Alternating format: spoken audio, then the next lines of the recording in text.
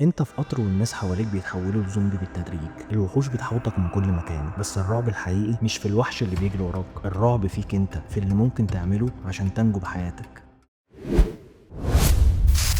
اهلا بيكم في حلقه جديده من برنامج ريل دراما. حلقه النهارده هنتكلم فيها عن فيلم ترين تو بوسان. فيلم ترين تو بوسان جمع بين اكتر 3 حاجات بحبهم في اي فيلم: الاكشن والرعب والفلسفه. الفيلم بيتكلم عن الزومبي، بس مين الزومبي اللي يقصدهم؟ الفيلم بيتكلم عن حقيقه وجوهر الانسان اللي بتبان في المواقف الصعبه اللي حياته بتكون معرضه فيها للخطر. اللحظه اللي بيختار فيها يكون وحش وينجو بحياته، او يختار يكون انسان حتى لو في دي نهايته. الفيلم مش بيخوفك من الموت قد ما بيخوفك من نفسك، من اللحظة اللي ممكن تتخلى فيها عن إنسانيتك. ممكن تتخلى عن إنسانيتك في أتفه المواقف وفي أبسط الاختيارات، بس أنت ما بتكونش عارف أو عامل نفسك مش عارف. أكتر حاجة بتخوف في الفيلم مش الزومبي ومش الراجل ده، أكتر حاجة بتخوف هي لحظة الاختيار. لو ما شفتوش الفيلم أنصحكم تتفرجوا عليه، فايتكم كتير جدا. مستني رأيكم في الكومنتات ومستني ترشيحاتكم. استنوني في حلقة جديدة.